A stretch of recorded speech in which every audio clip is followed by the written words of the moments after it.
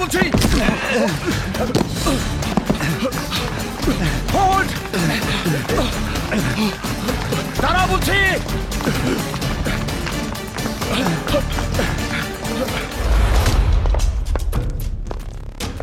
প্রতিবার বাবুনগরের নেতৃত্বের লড়াইয়ে আসলাম সওদাগর আমার কাছে পরাজয় বরণ করে আমাদের চিরশত্রু হয়ে দাঁড়িয়েছে। তাই আমাদের সবাইকে খুব সাবধানে থাকতে হবে। মামা, মামা, আমার বাবার খুনি ওই আজিজ সওদাগর আর আমজাদ সওদাগর জেল থেকে পালিয়েছে। এখন যদি পুলিশ ওদেরকে ধরতে না পারে তাহলে আমি মামলা করেছি বলে ওরা আমাকে বাঁচতে দেবে না। সেটা আমি দেখব, তুই এখন ভেতরে যা। জি আচ্ছা।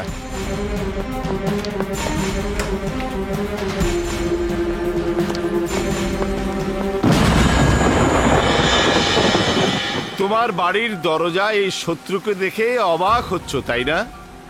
কিন্তু আমার অন্য কোনো পথ খোলা ছিল না। একে তো ফাঁসির আসামি, তারপর ওরা জেল থেকে পালিয়েছে।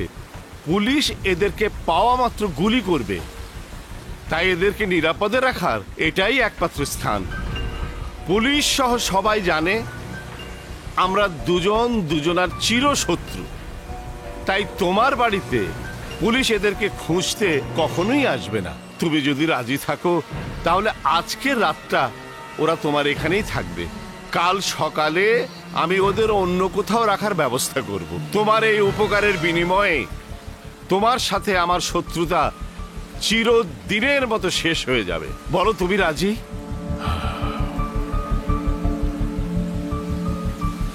ঠিক আছে, আমি রাজি। ধন্যবাদ বন্ধু। কি বললে? ফাঁসির আসামি আজিজ সওদাগর ও আমজাদ সওদাগর আজ রাতের জন্য রায়হান চৌধুরীর বাড়িতে আশ্রয় নিয়েছে? হ্যাঁ। ঠিক আছে।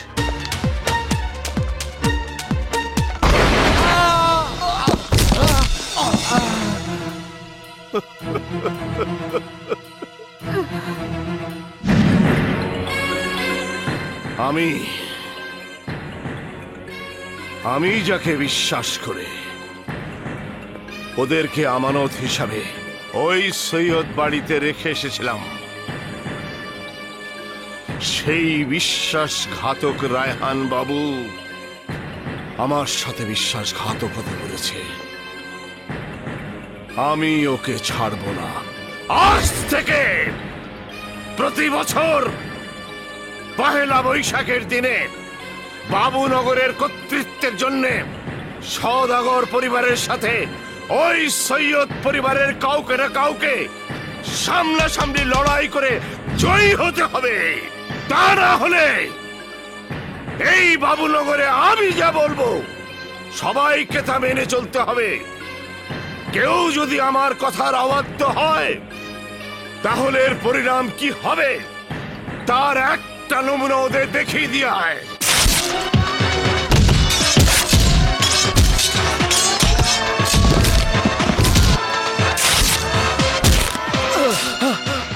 আর এক মুহূর্ত নয়, আজই এলাকা ছেড়ে অন্য কোথাও চলে যাব।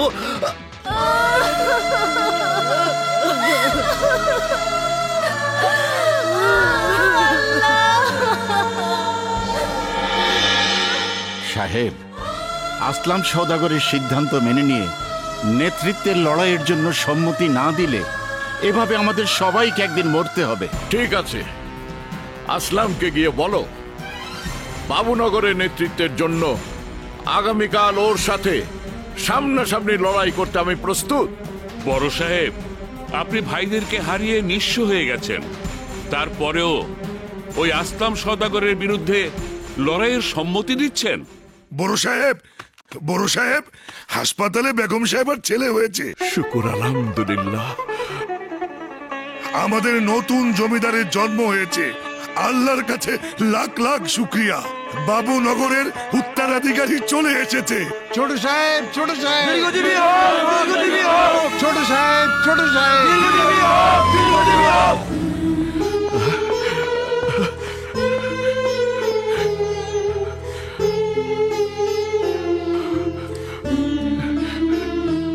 বাবা, আমার ছেলে কোথায়?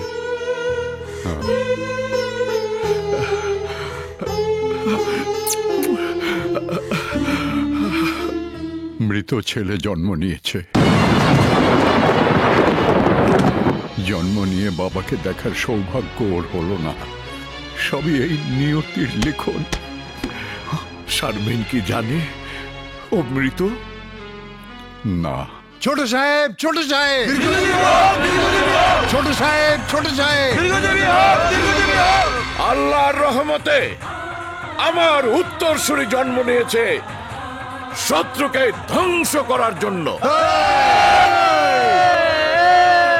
কিন্তু আমার এই সন্তানের কথা আজ থেকে আপনাদের সবাইকে ভুলে থাকতে হবে। মনে করতে হবে আমার কোনো সন্তান জন্মই হয়নি।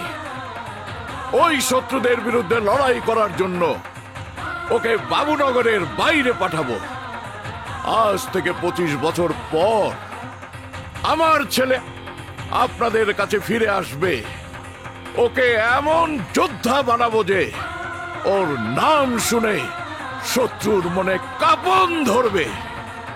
তাই আমি আমার ছেলের হয়ে আপনাদের সবার দোয়া চাই। আমরা দোয়া করছি আল্লাহ যেন আপনার মনের আশা পূরণ করেন। ওর দাফন কাফনের ব্যবস্থা করুন বাবা। কিন্তু তুমি এত বড় মিথ্যে কথা কেন বললে জামাই বাবা? এছাড়া আমার আর কোনো উপায় ছিল না বাবা। কারণ আমার উপর ভরসা করে বেঁচে থাকা এই অসহায় মানুষগুলোর মনোবল ধরে রাখার স্বার্থে আমি এই কাজ করতে বাধ্য হয়েছি। কিন্তু 25 বছর পর তোমার ছেলে কোত্থেকে আসবে? উপরওয়ালা যদি আমাদের ভালোবেসে থাকেন তাহলে উনি কাউকে না কাউকে রক্ষক বানিয়ে এই বাবুনগরের মাটিতে পাঠাবেন। কিন্তু যতদিন ওই রক্ষক ফিরে না আসবেন ততদিন এই লড়াই আমাদের চালিয়ে যেতে হবে।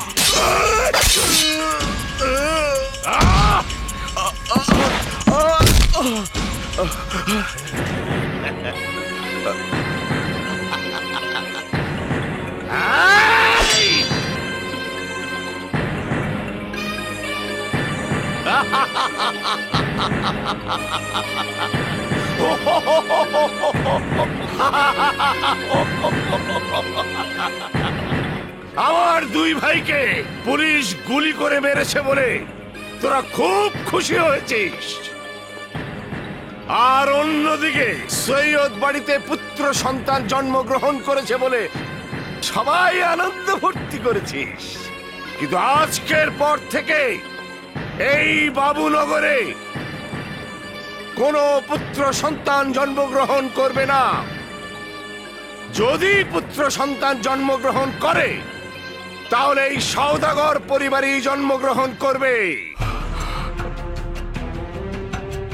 তাই সবাই কান খুলে শুনে রাখ, আমার কথা অমান্য করে কেউ যদি কোনো পুত্র সন্তান জন্ম দেয় তাহলে ওই পুত্র সন্তান সহ ওর জন্মদাতা পিতাকে সোজা কবরে পাঠিয়ে দেব। আজ থেকে এই বাবুনগরে শুধু সওদাগরদের বিজয় নিশান উঠবে।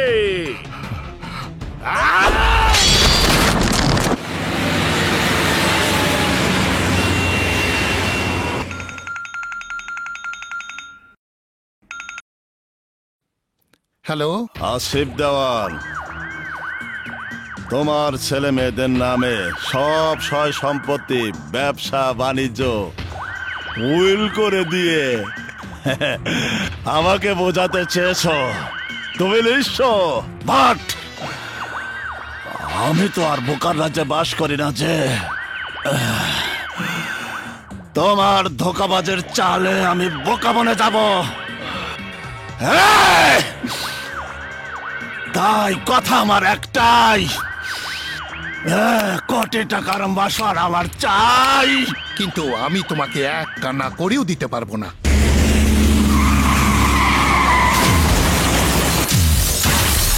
হ্যাঁ?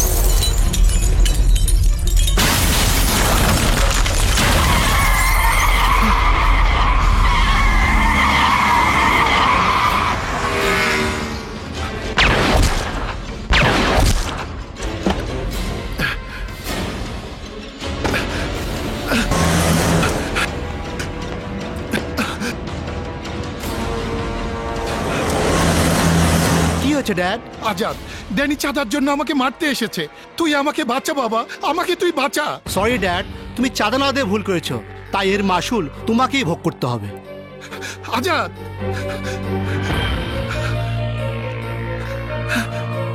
সীমা, মা আমার, ড্যানির হাত থেকে আমাকে বাঁচা।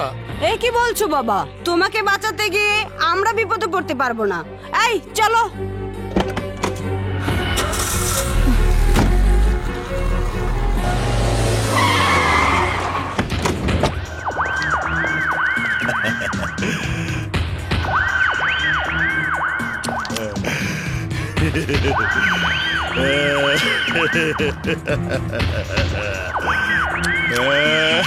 যে ছেলে মেয়ের ভবিষ্যতের কথা চিন্তা করে, হ্যাঁ, তুই আমার কথা রাখিসনি। আজ ওরা তোকে মৃত্যুর মুখে ঠেলে দিয়ে চলে গেছে। তাই তো এই পৃথিবীতে বেঁচে থাকার আর কোনো ইচ্ছেই আমার নেই। তুমি আমাকে মেরে ফেলো। এবার তাহলে তুই মর।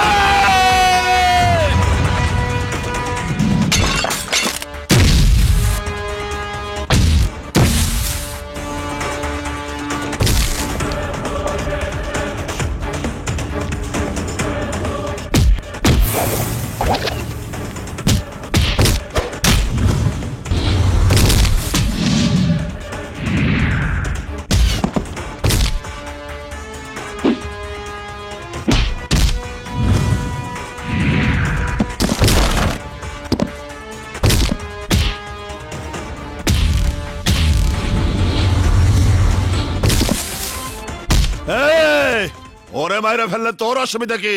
আরে তুই একজন মানুষকে মেরে ফেলতে চাস? তুই কি আজরায়েলের ভাই নাকি?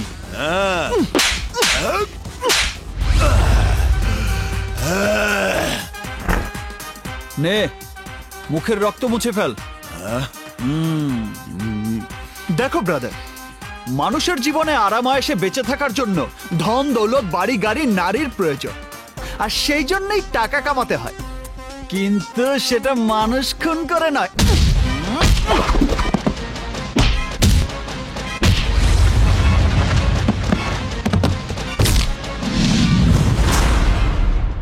ওই শালার ধরে রাখ, আমি আইতেছি, এখনই আইতেছি। তোমাকে মেনি মেনি থ্যাঙ্কস। ওটা বাজারে কত টাকায় বেচা কেনা হয় বলতে পারেন? কি বাবা? আরে থ্যাঙ্কস শব্দটি, যা দিয়ে আপনি আমার প্রতিদান দিতে চাচ্ছেন। আচ্ছা, আপনি যদি ওদের হাতে মারা যেতেন, ডোন্ট মাইন্ড, জাস্ট কথার কথা বলছি, তাহলে আপনার দাফন কাফন, পুলিশের টানা হ্যাচড়া আর 3 দিনের খরচ সব মিলিয়ে কত টাকা ব্যয় হতো? আমার স্ট্যাটাস অনুযায়ী কমপক্ষে 50 লক্ষ টাকা। এই তো লাইনে এসেছেন।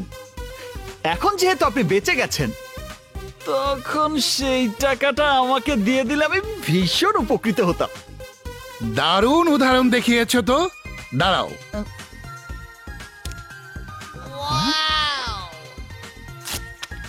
এই নাও। আচ্ছা, আমাকে রক্ষা করতে গিয়ে তোমার যদি কিছু একটা হয়ে যেত?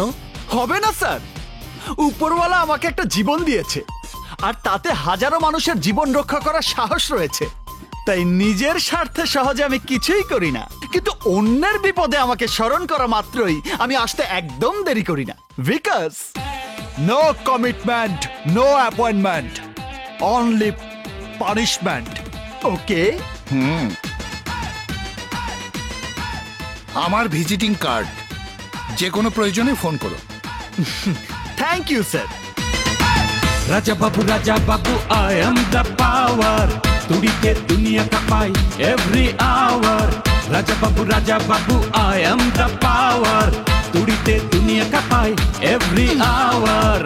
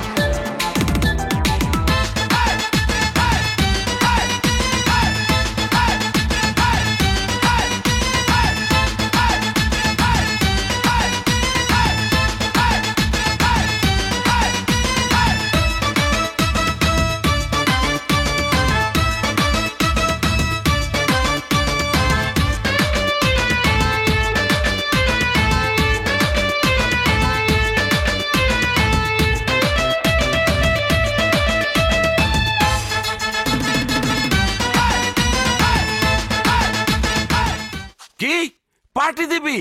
এই খরচ কত জানোস? মিনিমাম 20,000 টাকা।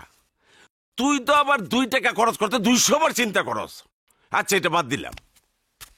তা হঠাৎ পার্টি দেওয়ার কারণটা কি বন্ধু? তেমন কিছুই না, মনে মনে ভেবেছিলাম আমার অ্যাকাউন্টে 50 লাখ টাকা জমা না হওয়া পর্যন্ত কারো প্রেমেই পড়বো না। Good, very good. আরে ফকা গুড। আর 60 লক্ষ টাকা জমা না করে বিয়ে করবো না বলে সিদ্ধান্ত নিয়েছিলাম। কিন্তু আজ এক ব্যবসায়ীর জীবন রক্ষা করার বিনিময়ে 50 লক্ষ টাকার চেক পেয়েছি। সত্যি? এখন আমার ব্যাংক ব্যালেন্স 75 লাখ টাকা। প্রতি মাসে মিনিমাম 75,000 টাকা ইন্টারেস্ট আসবে। আর এই ইন্টারেস্টের টাকায় আমার বউ সুখে শান্তিতেই থাকবে। তাই সুইট অ্যান্ড বিউটিফুল একজনকে খুঁজে পেলে তাকে ভালোবাসার ফাঁদে ফেলে বিয়ে করব। বাবারে, শালা করলোটা কি? হ্যালো, 75 লাখ টাকার মালিক আমি। হ্যালো, আর আমাকে অ্যাটেম্পট টু মার্ডার। হ্যালো, আবে রাখ, তুই সহ তোর গাড়ি আজ আমার হাতে মার্ডার।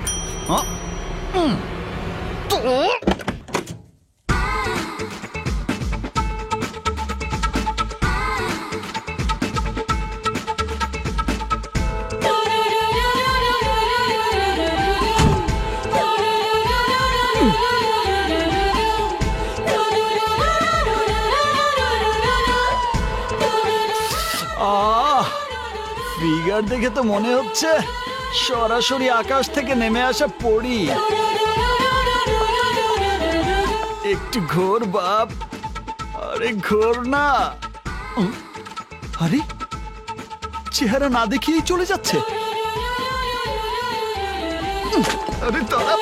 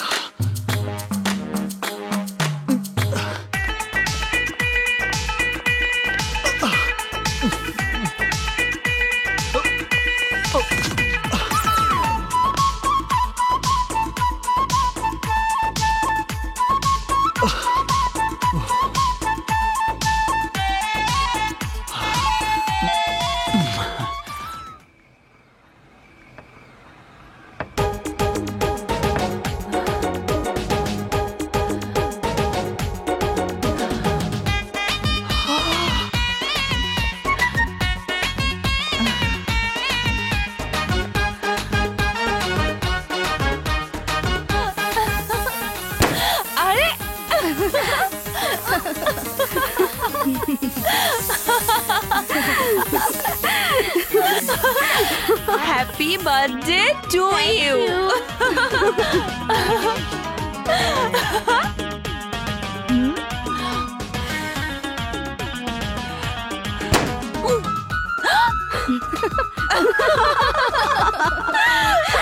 চল চল।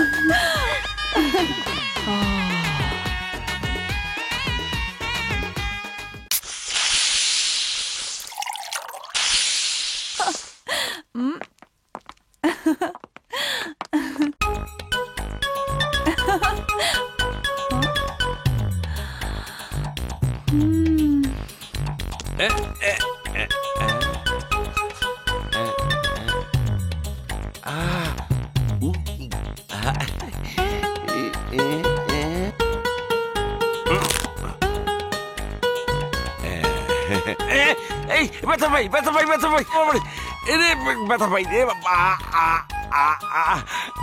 এই কি ও শোনো দূরে কালো কথা কই কে রে ও ঘুরে ফিরে শুধু বারবার তোর দিকেই তাকাচ্ছে? গাড়ি ড্রাইভ করে এখানে আসার সময় ওকে পথে দেখে হালকা একটু হাওয়া লাগিয়েছিলাম।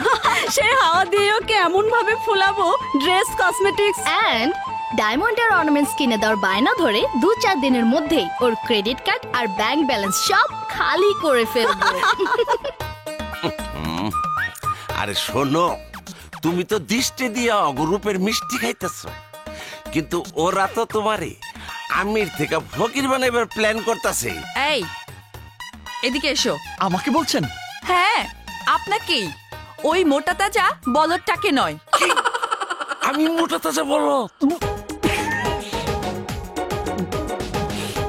মনে রাখো আবার অপমান করছে।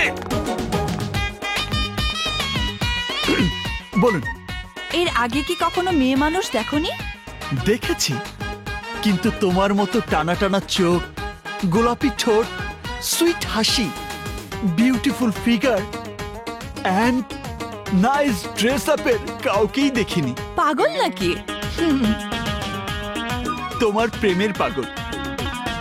তাই তোমাকে দেখার পর থেকে এই বুকে চিনচিন করার মানেটা কি? Shut up. এরপর যদি আবারও আমার পিছু নাও, তাহলে তোমার ওই চিনচিন করা বুকটা আলপিন দিয়ে ফুটো করে দিব। এই চল চল সবাই।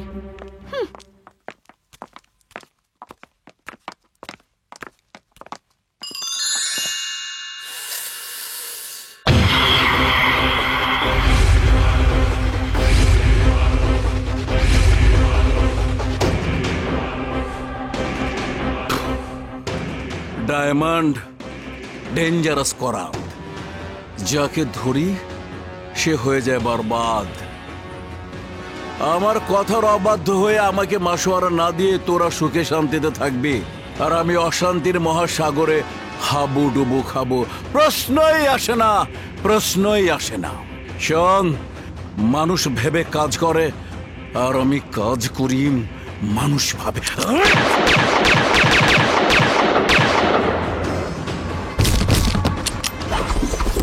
একজন লোক সারা শহরে ত্রাসের রাজত্ব কায়েম করছে, অথচ আপনারা কেউ তার কোনো ট্রেস করতে পারছেন না। আমি বিভিন্ন সূত্রে খোঁজ নিয়ে যতটুকু জেনেছি, ও একজন মোস্ট ওয়ান্টেড ক্রিমিনাল। উপজেলা শহরে অনেকগুলো খুন করে ঢাকা শহরে এসে আত্মগোপন করে আন্ডারওয়ার্ল্ডের মাধ্যমে নানা রকম ক্রাইম করে বেড়াচ্ছে। তাই কমিশনার সাহেবের নির্দেশ, by hook and by crook, তাকে জীবিত অথবা মৃত আইনের কাছে সোপর্দ করতে হবে। যাও নিন।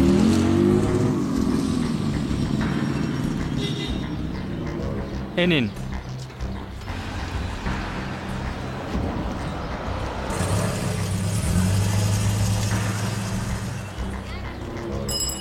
যাও।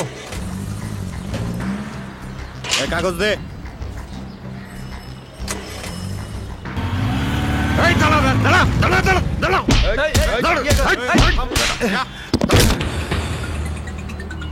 মাফ করে দেন স্যার, আমার কাগজপত্র সব ঠিক আছে, তারপরও আমার কাছে টাকা চাইছে স্যার। যা জরিমানাটা দিয়ে দে। স্যার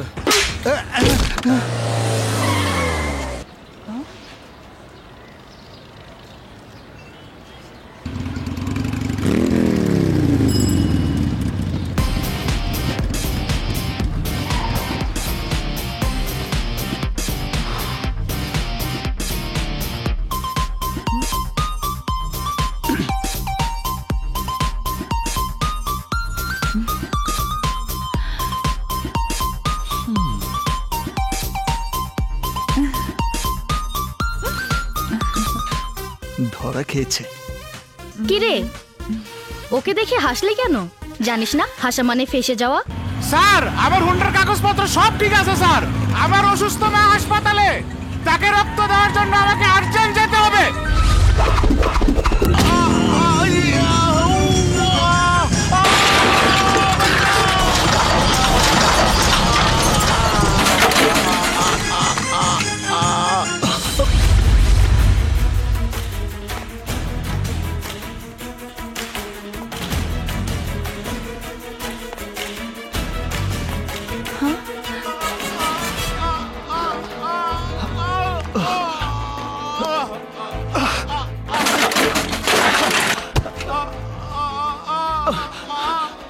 সিএনজি, ওকে হাসপাতালে নিয়ে যাও। ওঠো ভাই, এদিকে। ট্রাফিক সিগন্যাল না মেনে তুই পালাচ্ছিলি কেন বল? এই বল।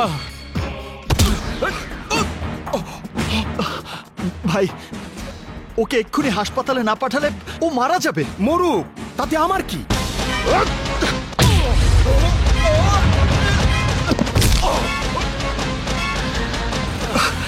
এসো, ওঠো। ওকে এক্ষুনি হাসপাতালে নিয়ে যাবে, তাড়াতাড়ি যাও। হোয়াট?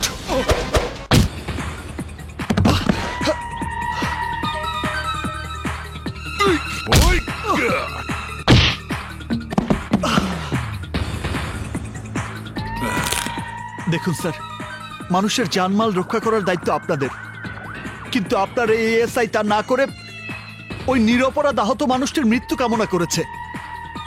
তাই আমি ওনার গায়ে হাত তুলতে বাধ্য হয়েছি। Sir, sir please. পুলিশের গায়ে হাত তুলে আবার প্লিজ? কি অপরাধ করেছে ও? একজন নির্দোষ মানুষের জীবন ও রক্ষা করেছে, আর আপনি তা দেখার পর ওকে মারছেন।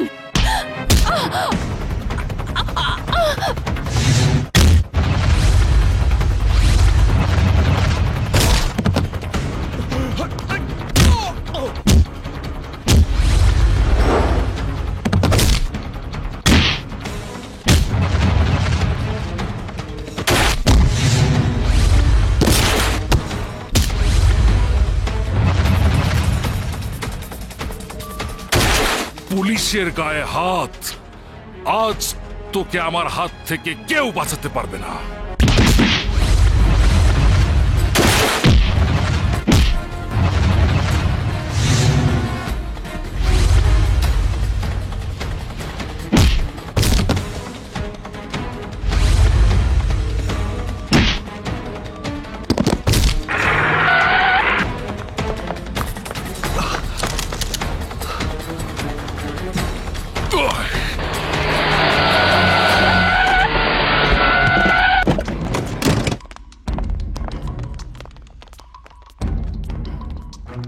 বেআইনিভাবে কারো উপর ক্ষমতা দেখানোর আগে তার পরিচয়টা জেনে নেওয়া উচিত। হোম মিনিস্ট্রি থেকে ফোন এসেছে, you are suspended now. Officer, sir.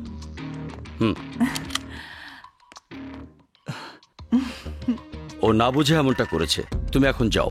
Thank you sir. আসসালামু আলাইকুম। ওয়ালাইকুম আসসালাম। স্যার।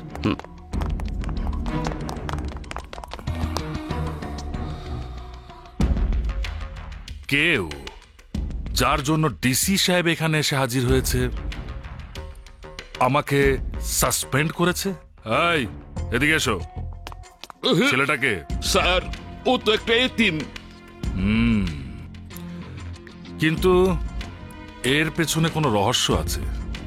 আসলে ওর পরিচয়টা কি? ব্যাকগ্রাউন্ড? আমার ব্যাংক অ্যাকাউন্টে ৭৫ লাখ টাকা ফিক্সড ডিপোজিট রাখা আছে, তাতে মাসে ৭৫,০০০ টাকা ফিক্সড ইনকাম। এতেই এত ভাব? আর আমি কে জানো? এই দেশের সবচেয়ে বড় কনস্ট্রাকশন কোম্পানির মালিক আসাদ খানের একমাত্র মেয়ে সাথী খান। আমাদের ২০০০ কোটি টাকার সম্পত্তি রয়েছে, যার একমাত্র উত্তরাধিকারী আমি। ২০০০ কোটি টাকা? হ্যাঁ, গতকাল পুলিশের সাথে মারামারি করার সময় আমি ফোনে বাবাকে ঘটনাটা জানিয়েছিলাম। তাই আমার বাবার ফোন পেয়ে ডিসি স্বয়ং এসে হাজির হয়েছিল। আরে আমি এসব কিছু নিয়ে ভাবছি না। আমি জানি আমার ভালোবাসাই তোমাকে কাজটি করতে বাধ্য করেছে।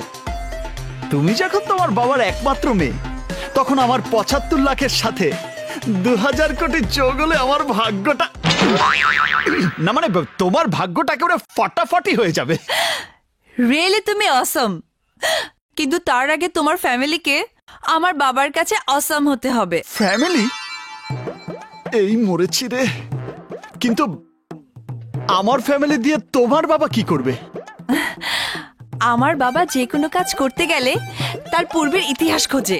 আমি যে এতিমটা জানতে পারলে সব ফিনিশ হয়ে যাবে। ব্যাকগ্রাউন্ড দেখে আমি তোমাকে আই লাভ ইউ বলবো সেই ইচ্ছা আমার ছিল না। বাই দ্য ওয়ে, আমার ফ্যামিলির নাম শুনলে শহরের এমপি মন্ত্রীরা ভয়ে কেঁপে ওঠে। তার মানে খানদানে জমিদার ফ্যামিলি ছেলে তুমি? How sweet. চাপাবাজি কাজে লেগেছে। ইয়েস, জমিদার ফ্যামিলির ছেলে আমি। তাহলে তোমার ফ্যামিলির গার্জিয়ানদেরকে আমাদের অ্যাফেয়ার্স এর কথাটা জানাও।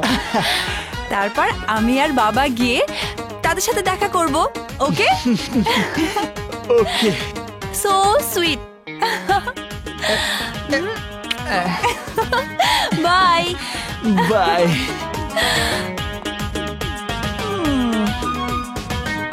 যার নিজের বংশের নাম জানা নেই, তার আবার জমিদার ফ্যামিলি। আমি এখন এই জমিদার ফ্যামিলি পাবো কোথায়? আমি দেব। তুই দিবি মানে? মনে হচ্ছে ব্যাপারটা তোর কাছে হাতের মোয়া। দিল্লি কা লাড্ডু। শোন, আমি একজনের কাছ থেকে খবর পাইছি বাবুনগরের সৈয়দ পরিবার গোপনে তোর মতো এতিম একজন ছেলেকে দত্তক হিসাবে নেওয়ার জন্য খুঁজতেছে। তাহলে তো ফার্স্ট সিরিয়ালে আমিই যাব।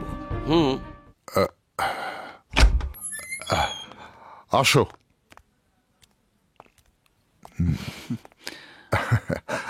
এদিকে। উনি হলেন রাজীব চৌধুরী। আসসালামু আলাইকুম। ওয়ালাইকুম আসসালাম। তোমার নাম বলো। রাজা। বংশের নাম? জিরো। জিরো মানে? যার আগে পিছে কিছু নয়, তাই জিরো বংশের হিরো বইলেই আপনাদের কাছে এসেছে। সত্যি কথা বলতে, একজন ভালোবাসার মানুষ ছাড়া এই পৃথিবীতে আমার আপন বলতে আর কেউ নেই। তোমাকে সৈয়দ পরিবারের সন্তান হিসাবে দত্তক নেওয়ার বিনিময়ে তুমি কি চাও? এতিমখানায় বড় হয়েছি। বুঝের বয়সে যাকে মায়ের মতো দেখেছি তাকেই মা বলে ডেকেছি। জ্ঞান হওয়ার পর থেকেই আমি অন্যের বিপদে জীবন দিয়ে ঝাঁপিয়ে পড়ি। কিন্তু আমার কিছু হলে আমাকে দাফন কাফন করার মতো এই পৃথিবীতে আমার আপন বলে কেউ নেই। আর তাই কেউ যদি আমাকে মা বাবা বোন সহ একটা পরিবার উপহার দিতে চায়, সেটা হবে আমার জীবনে পরম পাওয়া। তার বিনিময়ে আমার কিছুই চাওয়ার নেই। শোনো তাহলে, বাবুনগরের জমিদার সৈয়দ রায়হান বাবু তার স্ত্রীর মৃত সন্তান জন্ম নেওয়ার কষ্ট সহ্য করতে না পেরে তার প্রতি এলাকাবাসীর বিশ্বাস ধরে রাখার জন্যে মৃত সন্তান বেঁচে আছে বলে এলাকার সবাইকে তা বিশ্বাস করিয়েছে। তাই সেই সন্তানের ভূমিকায় তোমাকে অভিনয় করতে হবে। সৈয়দ রায়হান বাবুর সন্তান হিসাবে তার দেয়া কথা তোমাকে অক্ষরে অক্ষরে পালন করতে হবে। তুমি দত্তক হিসাবে সেই বাড়িতে যাচ্ছ, এই কথা তোমাকে এখানেই কবর দিতে হবে। আর এই কথা পবিত্র কোরআন স্পর্শ করে তোমাকে বলতে হবে।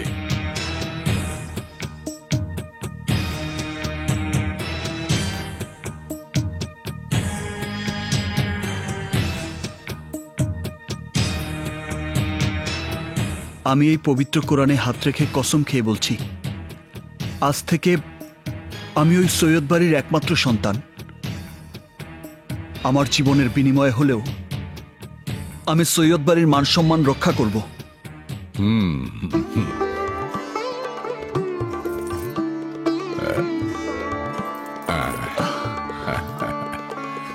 তাহলে আজ থেকে তোমার নাম শুধু রাজা নয়, রাজা বাবু। ইয়েস, আজ থেকে খোদা ছাড়া কোনো শক্তির কাছে হব না কাবু। তাই আমি রাজা বাবু।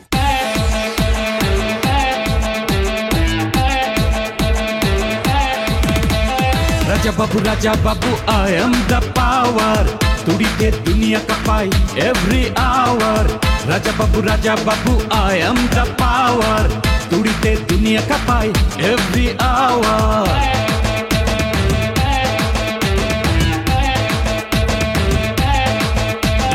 আজকে শুধু ইমোশন নাই রে কোনো টেনশন, খুলে গেছে ভাবতো হবে না আর ডিমোশন।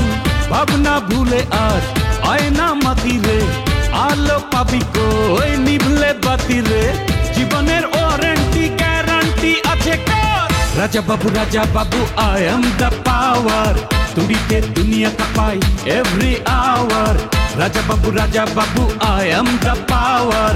তুড়িতে দুনিয়া কাঁপাই এভরি আওয়ার।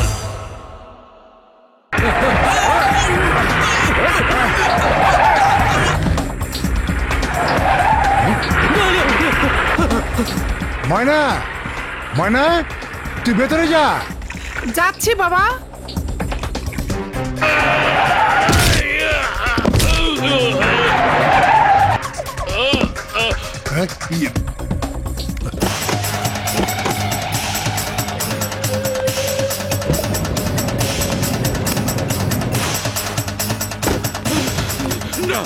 না মেরেন না।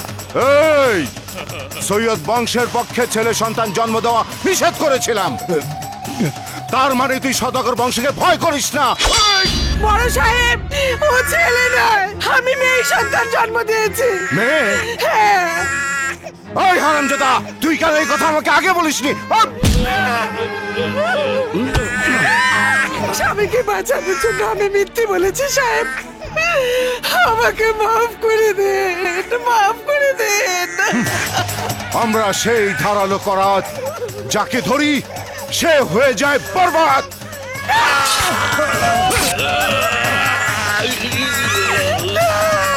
আমান, বলো ভাইজান। বাপের সাথে ছেলেকেও কবরে পাঠানোর ব্যবস্থা কর, যা। দয়া করুন সাহেব, আমাকে বিধবা করেছেন, দয়া লাগে আমাকে সন্তান হারা করবেন না।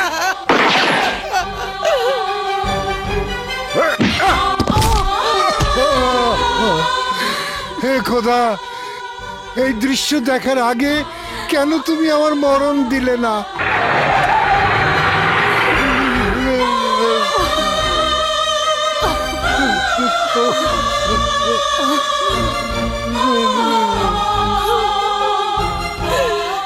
তোদের এই অন্যায় অত্যাচার দিনে দিনে পাহাড় সমান হয়ে গেছে। তোদের মরণ সবাই নিজের চোখে দেখবে, কারণ তোদের আজরাইল হয়ে ওই সৈয়দ বাড়ির সন্তান আজ হোক কাল হোক একদিন আসবেই।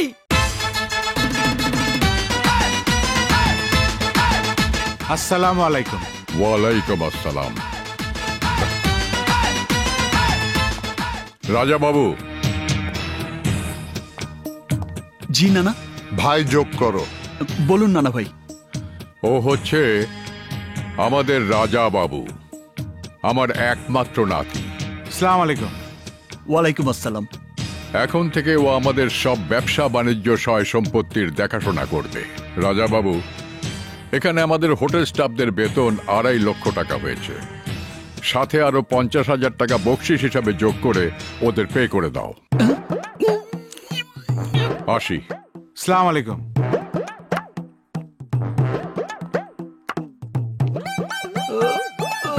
ছোট জমিদারের হাত মাথায় নয়, দানের জন্য বাড়িয়ে দিতে হবে।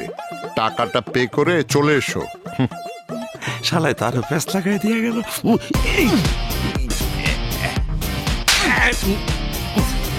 আমাকে জমিদার হওয়ার স্বপ্ন দেখিয়ে ফকির হওয়ার পথে নিয়ে এসেছিস।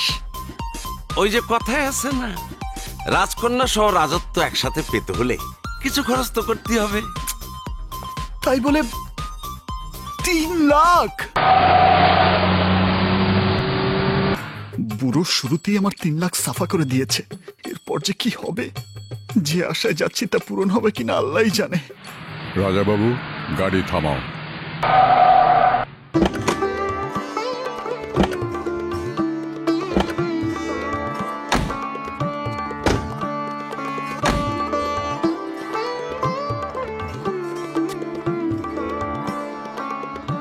এই পুরো এলাকাটা হচ্ছে বাবুনগর, আর এটা হলো সৈয়দ বাড়িতে যাওয়ার একমাত্র পথ।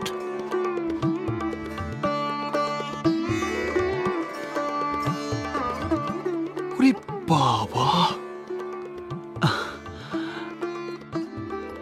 তাহলে এটা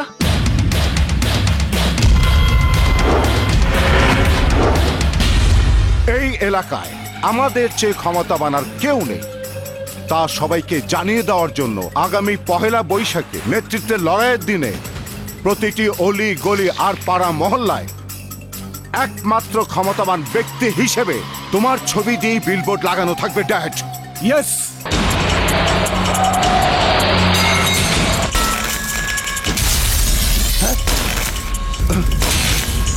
সাহেব, এইমাত্র দেখে এলাম সৈয়দ বাড়ি উত্তরসরি গাড়ি চালিয়ে সৈয়দ বাড়ির দিকে যাচ্ছে। সৈয়দ বাড়ির সন্তান আসা মাত্রই আমাদের বাড়িতে আগুন। এই মনে হচ্ছে তোর গায়েও লেগেছে। ড্যাড, সামনে 1 বৈশাখ, তার মানে ও সময় মতোই এসেছে। এবার ও বুঝবে আমরা সেই ধারালো করাত, যাকে ধরি সে হয়ে যায় বরবাদ।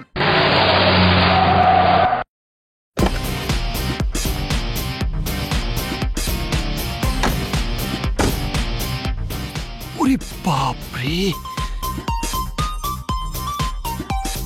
রয়্যাল প্যালেসটা কেমন? পান্না পাঠান। জি, তোমাদের ছোট সাহেব।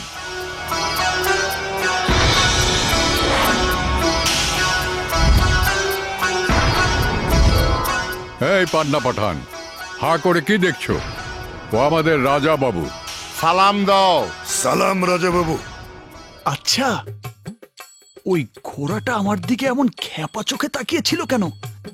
আমি যে ডুপ্লিকেট, ও কি তা আজ করতে পেরেছে? বোবা পশু সবই বুঝতে পারে। ভেতরে চলো। জি, চলুন।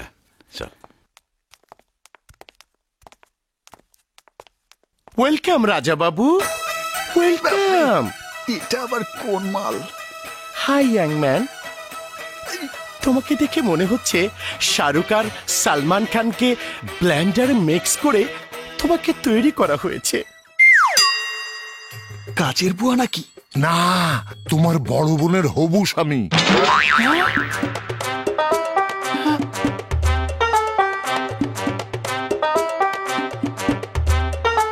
স্বামী? হ্যাঁ, কিন্তু ওর মেয়ে সেজে থাকার কারণ কি তা তুমি সময় মতো জানতে পারবে। সবাই তোমার জন্য অপেক্ষা করছে। এসো ভাই, ভিতরে এসো।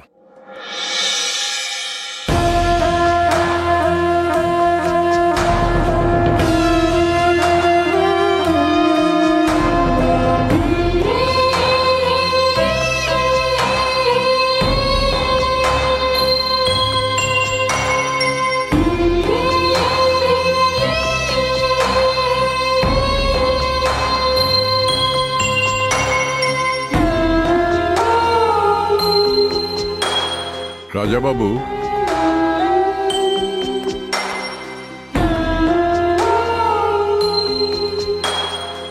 এই তোমার বাড়ি, আর উনি তোমার মা।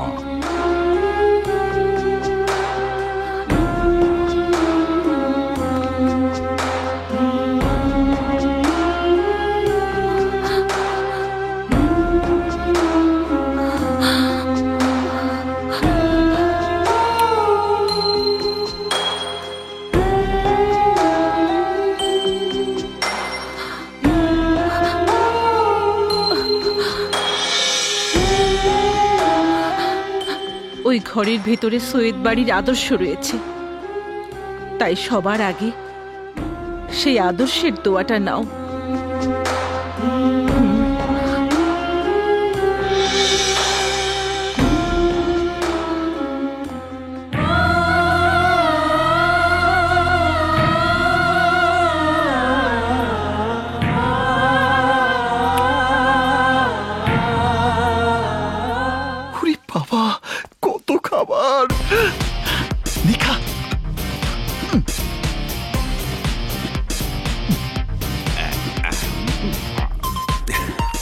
চেয়ার থাকতে দাঁড়িয়ে খাচ্ছে কেন ভাই? বসো। আরে এটা তো আমাদের ছোটবেলার অভ্যাস। ফুটপাতে কত দাঁড়িয়ে দাঁড়িয়ে খেয়েছি। তুমি এখন ফুটপাতে নয় বাবা, জমিদার বাড়িতে খাচ্ছ। 25 বছর ধরে এই বাড়িতে ওই চেয়ারটা তোমার জন্য অপেক্ষায় আছে রাজা বাবু। বসো। আমি প্রতিদিন মমতাকে ভাত খাওয়ানোর সময় তোমাকে স্মরণ করে মমতার সাথে তোমার জন্য একই প্লেটে ভাত রাখতাম। যেদিন থেকে আমি জানতে পেরেছি আমার একমাত্র ছোট ভাই আছে, সেদিন থেকে আমি ভাবতে থাকি আমার ভাই কোথায় আছে, কেমন আছে, আর ও ঠিকমতো খেয়েছে কিনা। এসব কথা ভেবে ভেবে আমি চোখের পানিতে বুক ভাসিয়েছি। আমাদেরকে এক নজর দেখার ইচ্ছা তোমার মনে কি কখনো জাগেনি? ভাই, তুমি কি জানো একটি ভাইয়ের জন্য বোনের মনে কত ভালোবাসা? একজন বোন তার ভাইয়ের উপর ভরসা করে যে সারা জীবন বিপদের হাত থেকে ভাই তার বোনকে রক্ষা করবে। তুমি কবে কখন আসবে তোমার পথ চেয়ে চোখের পানিতে বুক ভিজে নাই। গত 25 বছরে এমন একটা রাতও আমার জীবনে যায়নি বাবা। তোদের সবার কষ্টের কথা ও জানে, কিন্তু রাজাবাবু এতদিন তোদের চাইতেও বেশি কষ্ট ওর বুকে চেপে রেখেছিল। আমাদের রাজাবাবু চলে এসেছে, তাই এই সৈয়দ বাড়িতে আর কেউ কান্নাকাটি করবে না, আর কারো কোনো দুঃখ থাকবে না। রাজাবাবু, তুমি খাও। খাও বাবা।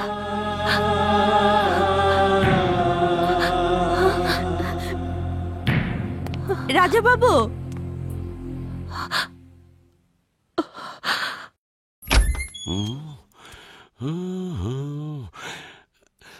কপালটা খুলতেছে না।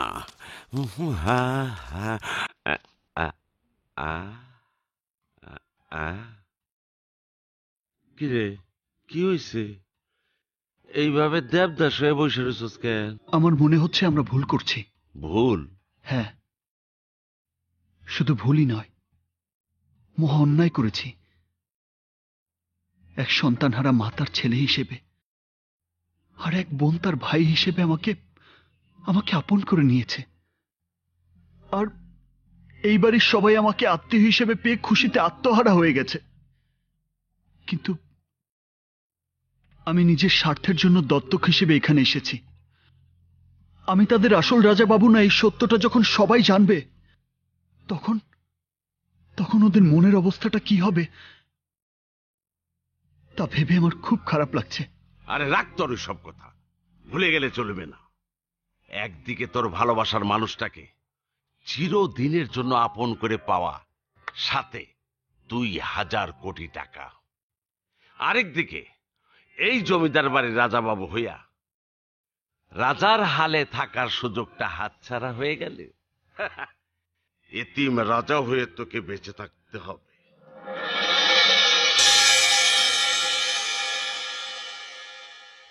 শক্তিশালী দেহ, বুক ভরা সাহস আর চোখ ভরা তেজ, কিন্তু মনটা তুলার মতো নরম। শুনলে তো আমার মনটা কেমন? রাজাবাবু, জি? ওকে 1 লাখ টাকা বকশিস দিয়ে দাও। 1 লাখ টাকা?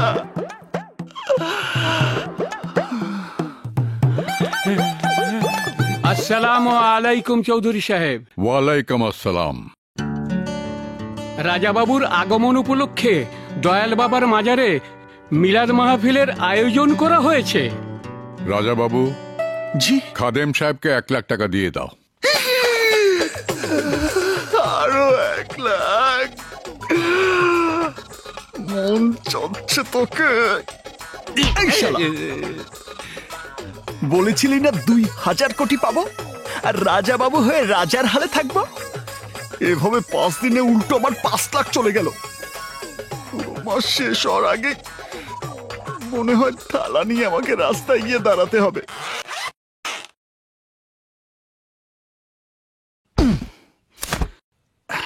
দৌলত আলী, চৌধুরী সাহেব আমার ব্যাংকের টাকা খালি করে ফেলেছে, তাই এখানে আর এক মুহূর্তও থাকা যাবে না। এক্ষুনি চলে যাব। চল চল।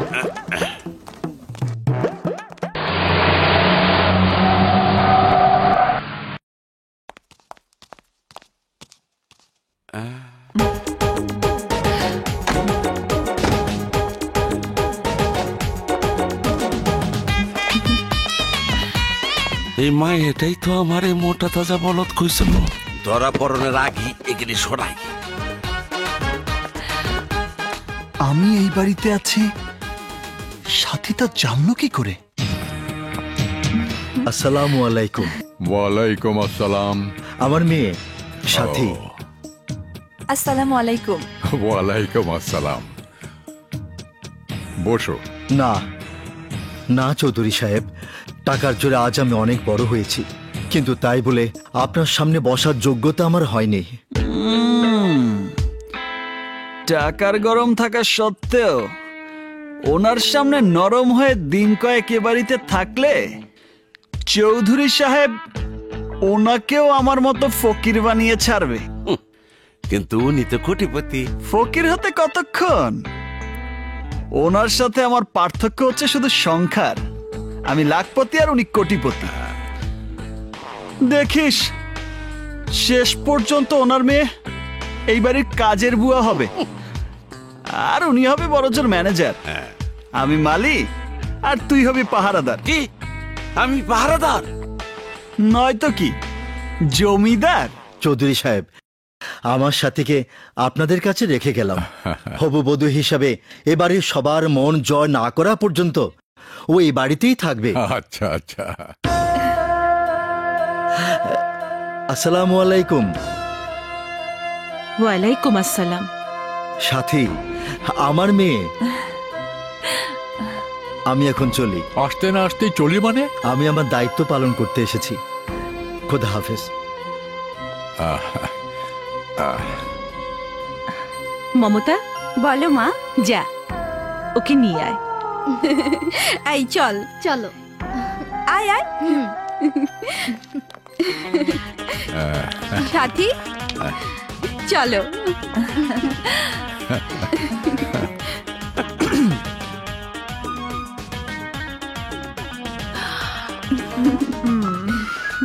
ও হচ্ছে আমার ছোট ভাই রাজা বাবু। হ্যালো। আসসালামু আলাইকুম। ওয়ালাইকুম আসসালাম। চলো। এই সর।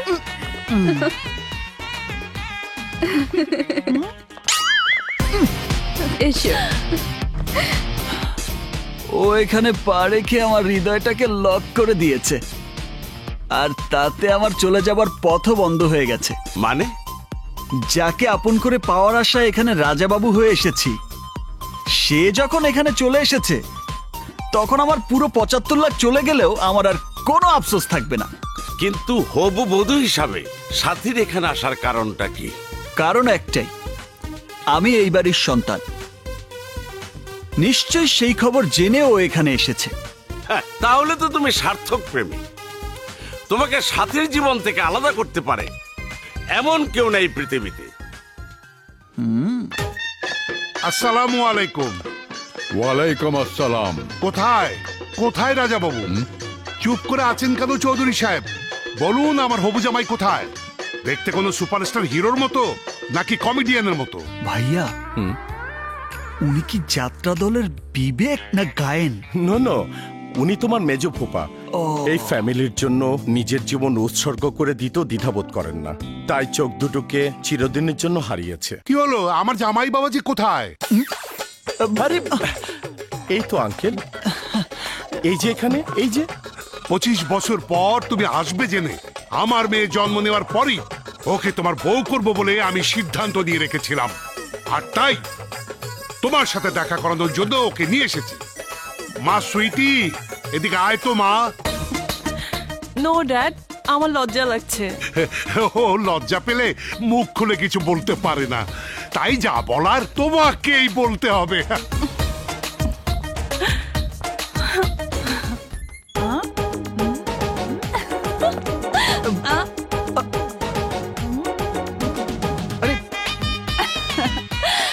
Happy birthday to you. What is this? This is reservation. মানে আমাদের এঙ্গেজমেন্ট উপলক্ষে ড্যাডি তোমার জন্য এই আংটিটা কিনে রেখেছে, তাই এইটা তোমাকে পরিয়ে দেওয়া মানে আমাদের বিয়ে অর্ধেক হয়ে গেছে। আচ্ছা,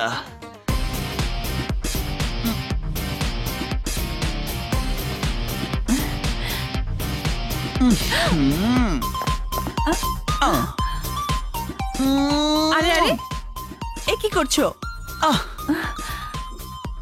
1/2% বিয়ে যখন হয়েই গেছে তখন তুমি আমার হাফ বউ, তাই হাফ আদরটা তোমাকে দিতে চাই। বিয়ের আগে এসব নয়। ঠিক আছে, তাহলে জড়িয়ে ধরি।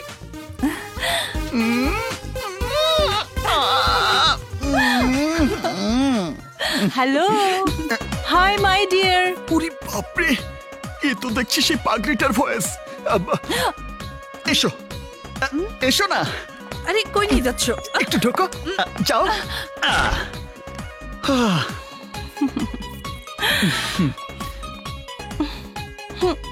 তোমার কথা ভাবতে ভাবতে আমার না ঘুম আসছে না।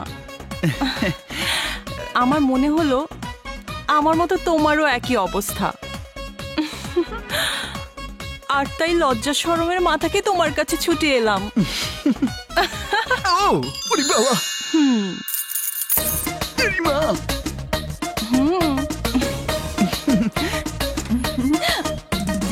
আমার বান্ধবীরা বলেছে মেয়েদের নুপুরের শব্দ শুনে ছেলেরা নাকি পুলকিত হয়ে যায়। আমার নুপুরের সাউন্ড কি পুলকিত হওয়ার মতো?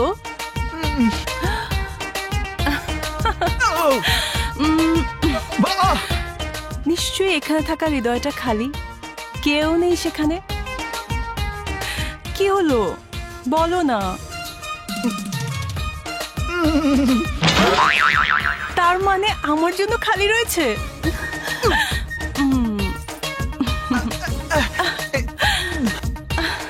What is this? This is booking. Booking মানে? আমার ড্যাডি তোমার জন্য লকেটটি কিনে রেখেছিল। আমি তোমার বার্থডেতে উইশ করার জন্য আগে ভাগে সারপ্রাইজ দিলাম। পছন্দ হয়েছে তোমার? এই লকেট তোমাকে পরিয়ে দেওয়া মানে আমাদের অর্ধেক বিয়ে হয়ে যাওয়া।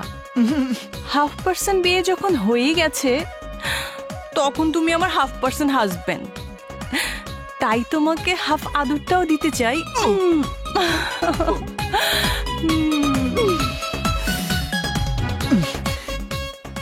আমি এসবের এখনো কিছুই বুঝি না। আমি তোমাকে সব বুঝিয়ে দেব, দেখবে বিয়ের পর ফটাফট সন্তান জন্ম দিয়ে পুরো একটা ক্রিকেট টিম তৈরি করতে পারবে। ক্রিকেট টিম বানাচ্ছি।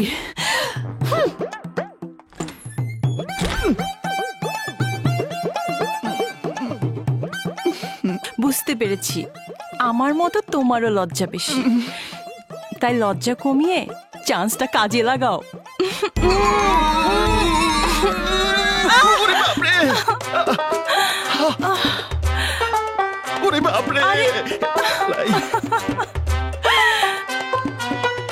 কোথায় যাবে তুমি?